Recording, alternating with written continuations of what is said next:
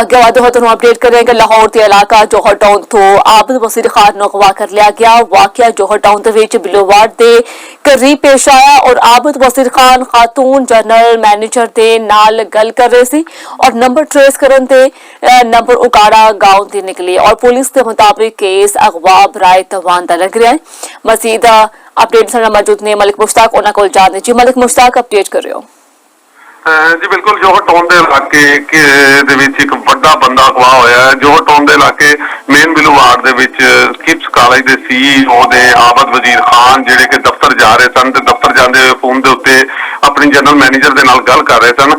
General manager का आखना है कि जो गल के पता लगा कि किसी बंदे ने उन्होंने गड्डी रोकी और आख्या कि तू मेरी गड्डी का एक्सीडेंट किया ते उस तो बाद आबद वजीर खान नूं किसी ने अगवा कर लिया। जो पुलिस ने उस नंबर की तस्दीक करवाई तो नंबर उकाड़े के अंदर किसी पिंड के अंदर का नंबर निकलिया।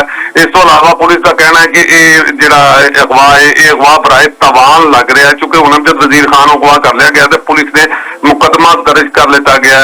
पुलिस की एक टीम तश्कील दे दी गई है। तो अंदाजा चला कि DIG ऑपरेशन लाहौर ने इसका नोटिस लै लिया और फौरी तौर पर पुलिस को आख्या कि मगवी नूं बाजियाब करवाया जाए। तो पुलिस दी वड्डियां टीमां ने जिहड़ा नस दौड़ शुरू कर दी है। मुकदमा दर्ज करने तो बाद ना सिर्फ इन्वेस्टिगेशन की टीम नाल ही नाल ऑपरेशन की भी एक टीम बनाई गई है जिहड़ी कि अमजद वजीर खान आबद वजीर खान नूं लभेगी और पुलिस का आखना है कि जल्दी पता ला दिता जाएगा कि आबद वजीर खान नूं किन्हां लोकां ने किस वजह तो अगवा किया है। क्योंकि हुण आबद वजीर खान इस वेले अगवा है तो इस हवाले नाल तमाम पुलिस अफसरान ने जिहड़ियां टीमां तश्कील दी उन्होंने अपनी अपनी टीमां नूं आख दिता कि किसी किस्म की लापरवाही बर्दाश्त नहीं की जाएगी तो जल्द आबद वजीर खान नूं लभ्या जावे। जी बहुत शुक्रिया मलिक मुश्ताक।